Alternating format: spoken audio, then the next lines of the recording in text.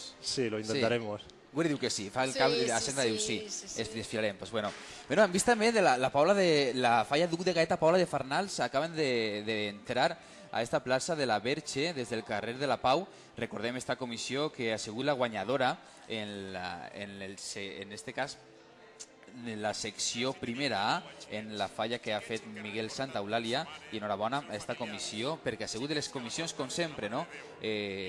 Jo conec el president, coneguem el president personalment, una companyera de mitjans de comunicació, però que també una persona que està treballant per les arrels, no? Recordem aquesta cabalgata infantil del Ninot i cabalgata del Ninot que s'està recuperant i que poquet a poquet està fent una llavor important, no? De que no decaiguen actes tan significatius com se celebren a les nostres festes josefines. Bueno, enguany els infantils de Duque de Gaeta han sigut extraordinaris a la cabalgata de Ninot. I parlant d'indumentària. Amb aquest homenatge que han fet a la indumentària i el seu lema que hi ha Vaya Tela, i tota la comissió infantil portava un dels complements, accessoris i ferramentes que utilitzen els nostres indumentaristes. Va ser una desfilada perfecta que els van donar aquest primer premi de la cavalcada de Ninot. I no s'obliden tampoc de Javi Fernández, que va ser l'encarregat del monument infantil. Segon premi per a ell, en una falla també molt, però que molt treballada.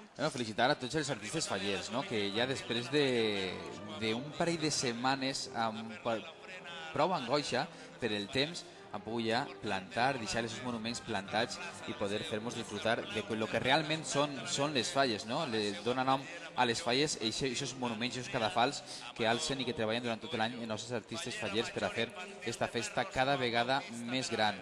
També les nostres condolències a les 7 comissions falleres que no han pogut, que s'ha plantat la seva falla i que per inclemències meteorològiques el seu remat els ha caigut, com la falla Sant José de la Muntanya Terol, i aquest remat de 14 metres que ha caigut.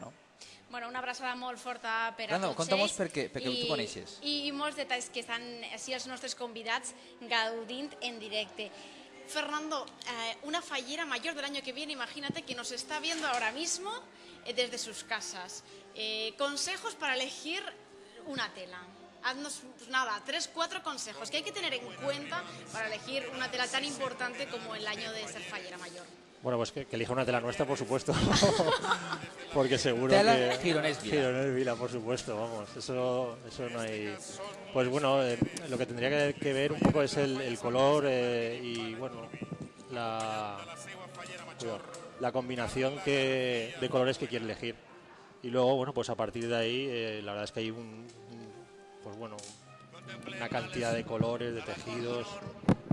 enormes. Un abanico molt gran de possibilitats. I es donen compte de la indumentària valenciana, lo rica que és i lo bé que li senta a tota la gent que passa per esta plaça de la Verge. Fallera Major, en este cas, emocionada amb el sentiment en els ulls i reflectint el que simbolitza per als valencians este acte, com és l'acte de l'ofrena floral a la nostra Mare de Déu, a la nostra Xeprudeta, com dic jo, que de moment va a bon ritme.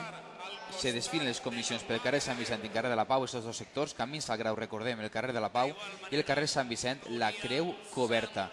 Vegem com a poc van entrant les dones i els homes ben vestits. Jo torno a recalcar un home de donar ben vestit, no, Fernando? Que en el seu traje de torrentí i deixar-se un poquet aquestes casaques ja, o estos chalecos y el traje de rayas a un costado. Bueno, realmente para la ofrenda las falleras visten sus mejores galas y el hombre tiene que hacer lo mismo, tiene que ir vestido pues bueno con sus mejores galas.